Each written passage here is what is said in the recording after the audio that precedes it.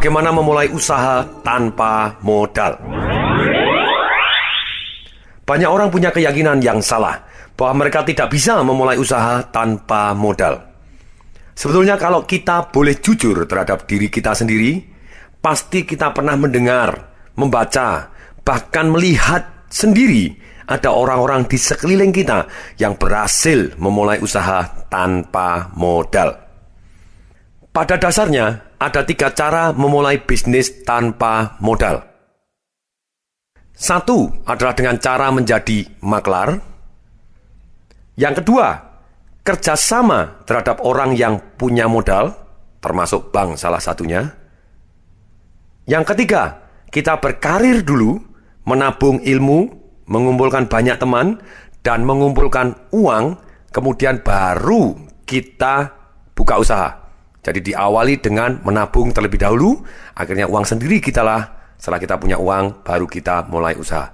Tapi di awalnya kita sudah mempunyai cita-cita bahwa pada akhirnya saya akan punya usaha sendiri. Saat ini saya hanya bekerja untuk cari teman, cari ilmu, dan mengumpulkan uang.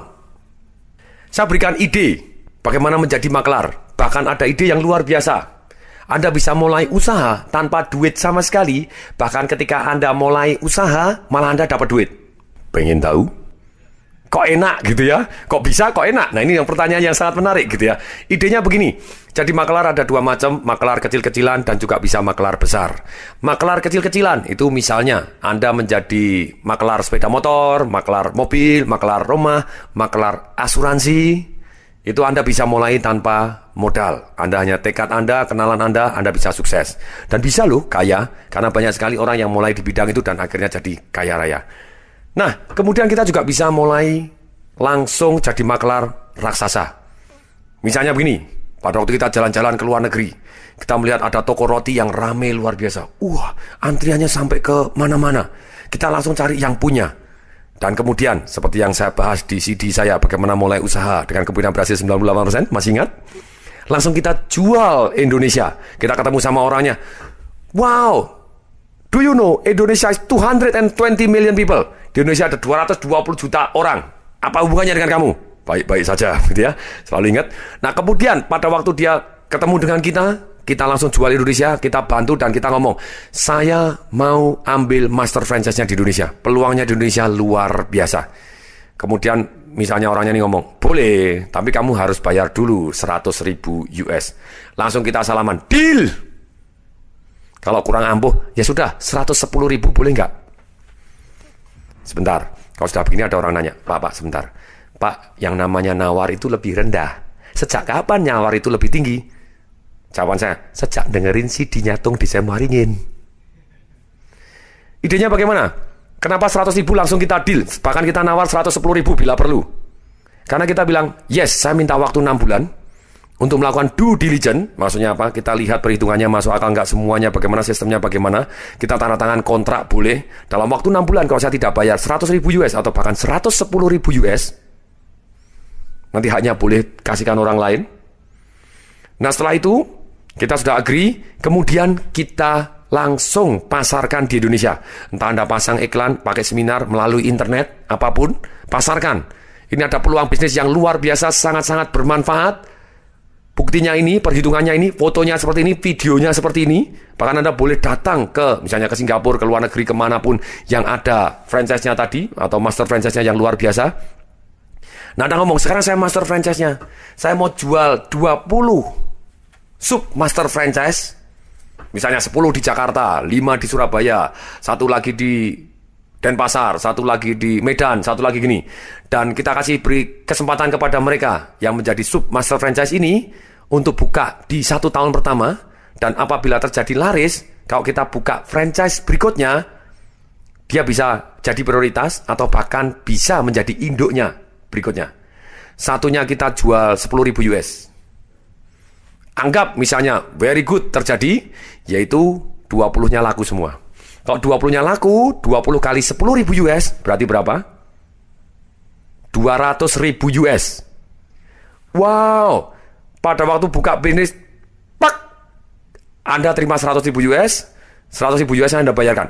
Oke deh, 90.000 Anda terima, 110 Anda bayarkan kepada master franchise-nya karena dia mau ngasih waktu Anda 6 bulan untuk baru bayar. Kemudian setiap bulan Anda masih dapat royalti dari 20 franchise ini. Enak. Bisa. Masuk akal caranya.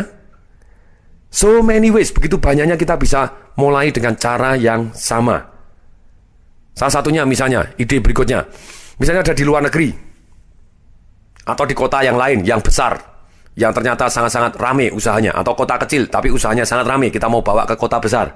Kita juga bisa dengan ide yang sama.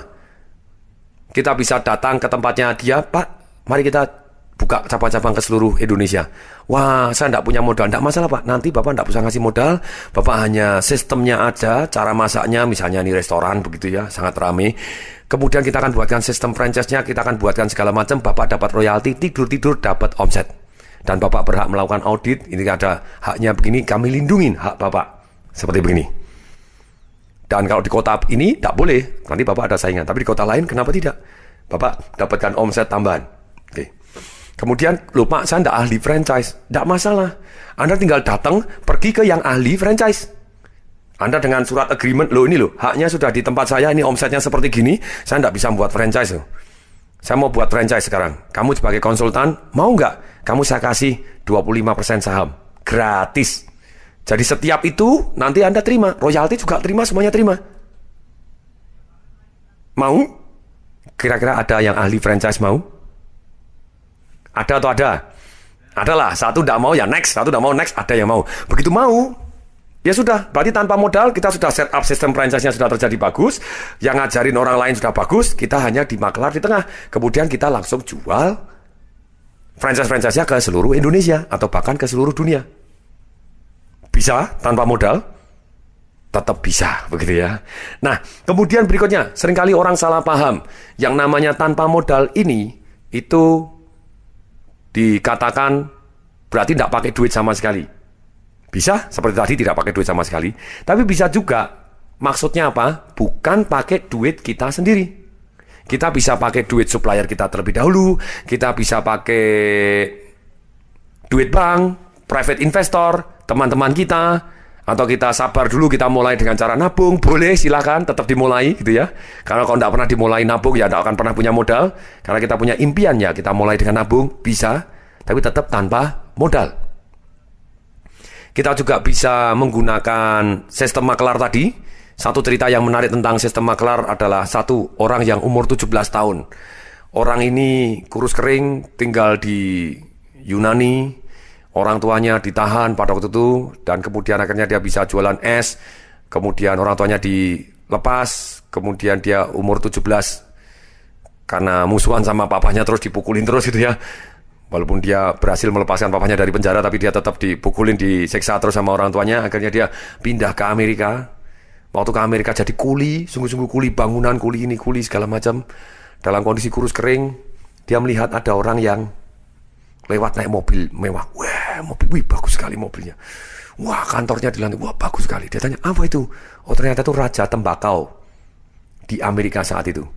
Kemudian dia punya ide, kenapa tidak? Kemudian dia bawa tulisan ketika mobilnya lewat, hai mister ini, saya mau bicara dengan Anda. Terus kemudian orangnya lewat, terus kemudian ke satpamnya, bisa nggak saya bicara dengan bos kamu? Jangan kamu anak kemarin sore, saya aja sebagai anak buahnya nggak pernah ngomong gitu ya. Enak aja kamu minta ngomong, karena dia pakaiannya berantakan nggak karuan. Tapi dia setiap lewat dia pasang. Ketika orangnya tadi di lantai sekian di kantornya, dia di perempatan dia hai sekian hari berturut-turut 14 hari berturut-turut seperti itu.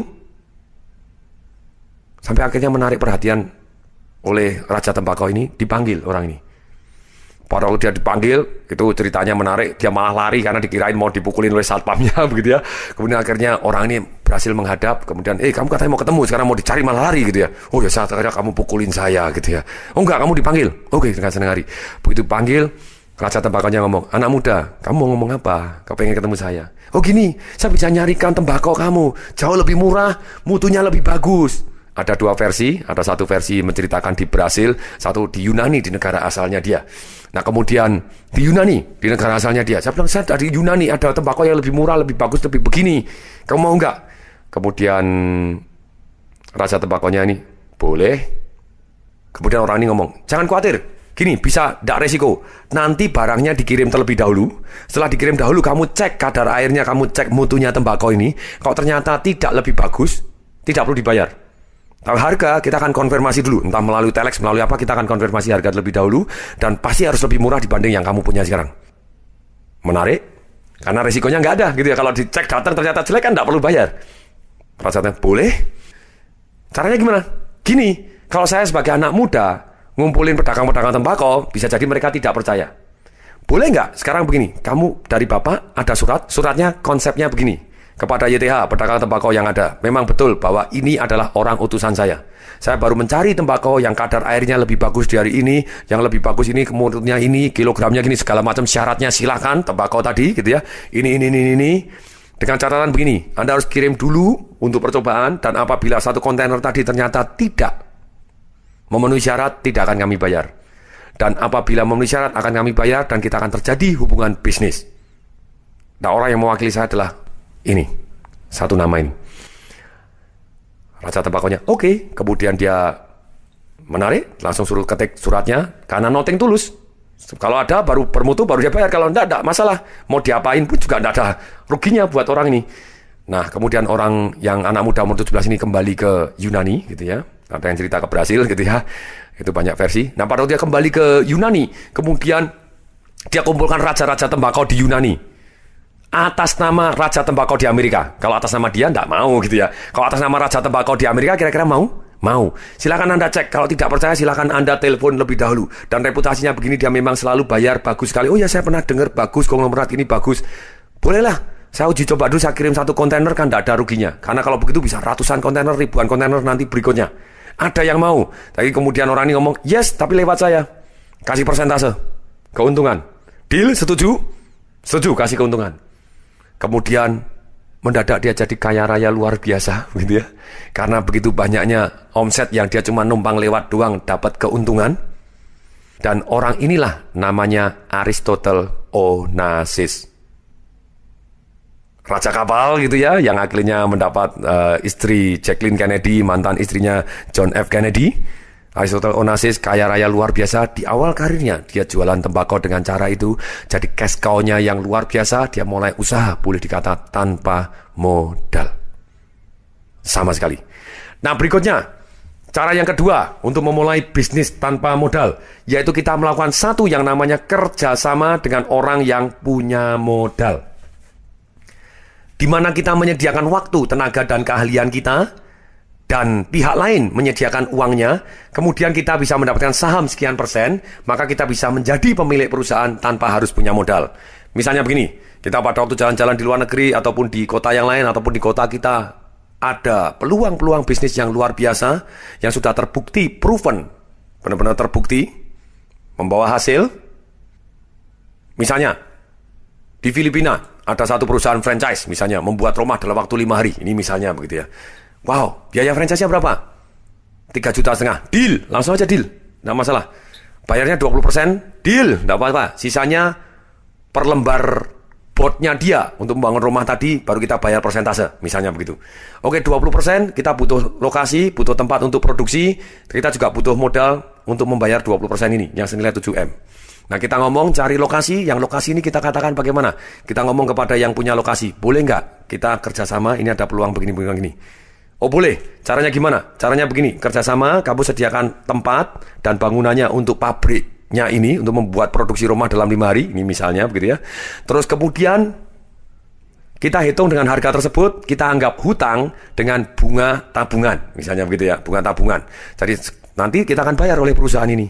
Kamu akan dapat sekian persen dari perusahaan, tapi tetap dianggap perusahaan utang kepada kamu, tanahnya. Jadi tanah masih menjadi milik kamu, belum dibayar, karena ini menjadi jaminan utang. Jadi untuk orang tadi juga cukup aman. Oh boleh, saya tidak keluar duit, keluar tanah doang. Kemudian tapi kita masih butuh uang untuk memulai start perusahaan tadi. Misalnya tadi butuh 7M untuk franchise-nya yang pertama, untuk 20%-nya. Kemudian yang berikutnya, kita butuh startup modal, mungkin kita butuh 10M. Kita cari orang, Pak, ini kemungkinan berhasilnya tinggi, ini lihat seperti gini. Indonesia banyak sekali butuh orang untuk bangun rumah dengan sangat cepat, rumah yang murah tapi lebih kuat, lebih cepat, dan siapapun bisa membangun dengan cara yang sangat sederhana, ada garansinya, kemungkinan berhasil sukses. Oke, Anda store Pak 10M, tapi 10M ini tidak untuk ceritanya hilang, kita anggap perusahaan ini hutang kepada Anda. Untuk itu kita kasih ke Anda sekian persen sahamnya. Misalnya dia dapat 40%, yang sediain tanah dapat 25%, nah sisanya Anda bisa dapat persentasenya. Kenapa orang mau? Karena Anda janji hutang kepada dia dan dia bayar. Dengan sistem yang kemungkinan berhasil tinggi, Anda bisa pakai uang orang lain. Kemudian cara yang ketiga, yaitu kita bisa berkarir terlebih dahulu, melakukan dengan kesadaran penuh, yaitu untuk menabung ilmu, mengumpulkan banyak teman, jaringan koneksi, tanpa terlalu hitungan dengan hasil atau bayarannya. Fokus kita di situ adalah pertama, mencari dan menguasai semua ilmunya. Kedua, kita cari kenalan-kenalan yang diperlukan. Ketiga, sambil jalan kita menabung. Setelah itu kita tawarkan kepada bos kita untuk kerjasama, buka yang baru sebagai partner. Atau kita tawarkan kepada kenalan kita yang mampu. Ataupun kita bisa buka usaha sendiri. Misalnya, ada cerita yang menarik dari Howard School. Howard School adalah pemilik Starbucks, jaringan kedai kopi. Tadinya yang bersangkutan adalah eksekutif papan atas di New York. Waktu dia mendapat tugas di Seattle dan minum kopi di Starbucks, dia punya impian, wow, enak sekali. Kenapa tidak seluruh dunia buka Starbucks di setiap pusat-pusat kota, di ujung-ujung jalan? Kenapa tidak ada Starbucks seperti ini? Jadi dia jual impiannya dia. Do you know, in this world ada 5,5 miliar orang. Apa hubungannya dengan Howard School? Baik-baik saja gitu, tidak ada hubungannya. Kemudian setelah proses yang lama, akhirnya pemiliknya setuju untuk mempekerjakan Howard School dengan bayaran yang jauh lebih kecil dibanding gajinya sebagai senior vice president di sebuah perusahaan yang sangat top di New York. Kemudian Howard setuju pindah ke Seattle, kemudian dia belajar semua jurus yang ada dan menganjurkan pemiliknya mulai buka cabang. Pemiliknya setuju buka cabang 1, 2, 3. Ketika sudah cukup banyak, pemiliknya segan buka cabang berikutnya. Howard School masih dengan sangat baik hati ngomong, saya mau buka sendiri sekarang. Dan mau nggak kamu sebagai pemegang sahamnya, dan seluruh kopi saya akan masih ngambil dari kamu. Jadi bukan berkhianat, akhirnya jadi saingannya bosnya enggak. Dia tetap jaga karena dia belajar dari bosnya. Akhirnya bosnya setuju, malah modalin.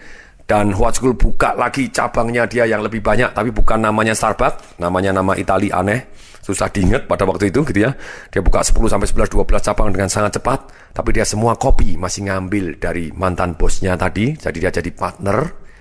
Dan kemudian pada satu hari, karena dia baik sekali dengan bosnya ini ada 4 pemegang saham dari Starbucks, mau pensiun, tidak mau melanjutkan. Dan dia melihat Howard School adalah sebagai orang yang paling cocok untuk melanjutkan, maka dia jual Starbucks kepada Howard School.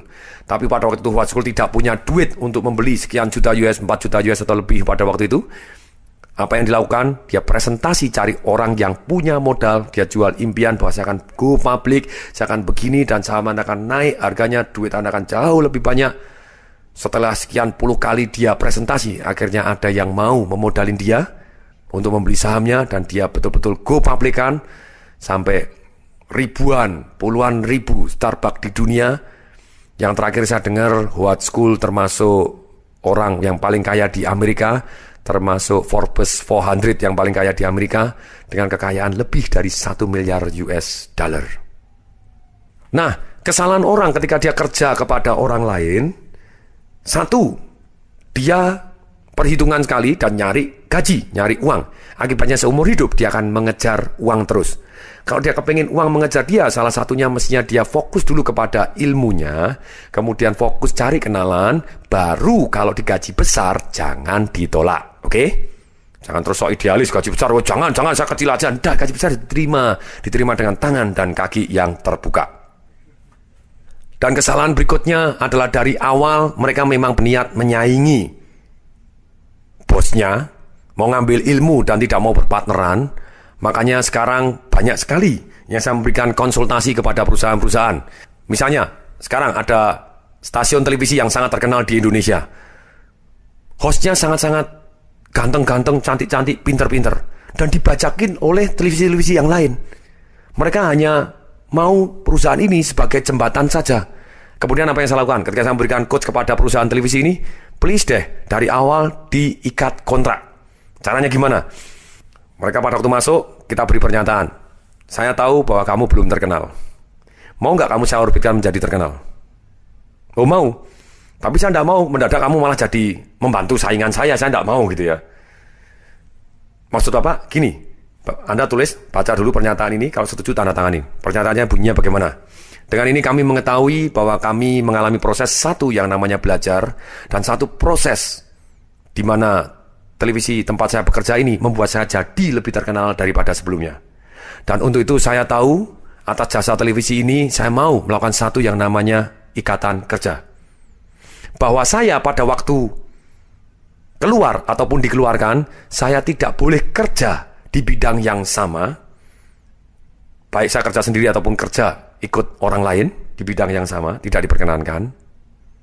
Selama 2 kali masa kerja saya maksimum 3 tahun. Dan apabila saya memang betul pindah ke perusahaan yang lain atau buka perusahaan sendiri yang sejenis dengan perusahaan yang ini, maka kami bersedia membayar transfer fee sekian miliar. Nah, akibatnya TV tadi sampai hari ini sudah jarang dibaca orang gitu ya. Kecuali itu masuk akal karena kalau Anda mau bayar ya boleh karena dia sudah matang, sudah terkenal. Kenapa tidak? Kalau ada sponsor yang mau bayar transfer fee, boleh saja. Pemain sepak bola juga ada transfer fee-nya, juga ini ada transfer fee-nya. Demikian juga karyawan saya pribadi, saya juga ikat karena saya tidak kepingin mereka jadi saingan. Saya maunya mereka jadi partner. Boleh dong buat usaha yang baru, boleh, tapi jadi partner saya, please deh. Mari kita, bahkan saya modalin pun saya mau gitu ya. Kenapa enggak jadi pemegang saham, jadi akibatnya bisa tumbuh bersama. Nah, kalau terjadi saingan, ya tidak apa-apa, tapi alangkah baiknya kerjasama, jadi bisa tumbuh bersama. Nah, contoh kerja kepada siapa dulu, atau bergaul kepada siapa dulu, sedemikian sehingga kita bisa mendapatkan keahlian dan strategi untuk bisnis lebih sukses. Salah satu contohnya adalah Donald Trump. Ketika dia masih muda, bahkan belum selesai kuliah, dia sudah ikut perkumpulan-perkumpulan orang kaya yang sukses di bidang pembangunan. Walaupun dengan cara nekat dan menyelundup. Kadang dia menyogok ahli pianonya supaya dia menjadi asisten orang yang ngisi acara musik di sana. Tapi dia bergaul dengan orang-orang yang jauh lebih kaya dibanding dia. Dia cari orang-orang yang lebih sukses dibanding dia untuk belajar. Kemudian juga Steven Spielberg. Pada waktu dia masih muda dan dia tur di sebuah perusahaan film yang sangat besar. Besoknya dia juga menyeludup masuk ngantor di sana. Dan dia mulai membuat film-film di sana tanpa diundang begitu ya. Dengan modalnya dia sendiri. Dan kemudian akhirnya ada orang yang tahu bahwa ada orang yang nekat bernama Steven Spielberg ini. Tapi dia membuat film-film yang bermutu dan bagus. Akhirnya dia bahkan diterima di sana dan meroket luar biasa. Jadi proses yang pertama, kalau kita kepingin kemungkinan berhasilnya jauh lebih tinggi. Bahkan juga tanpa modal, alangkah baiknya luangkan waktu kita untuk bergaul dengan orang-orang yang jauh lebih sukses dibanding kita, supaya kita bisa pindah gelombang ke gelombang orang yang sudah jauh lebih sukses dibanding kita. Belajar lebih dahulu, ajak kerjasama, berkenalan, belajar ilmunya, lakukan apapun dengan orang yang jauh lebih sukses ini, sehingga kita akan jauh lebih sukses. Semoga bermanfaat. Saya Tung Desem Waringin mengucapkan salam dahsyat. Informasi seminar atau pelatihan untuk meningkatkan motivasi, sales, dan marketing perusahaan, Anda bisa menghubungi nomor telepon 021 547 6677, 021 547 6677, 021 547 6677, atau klik di www.dahsyat.com.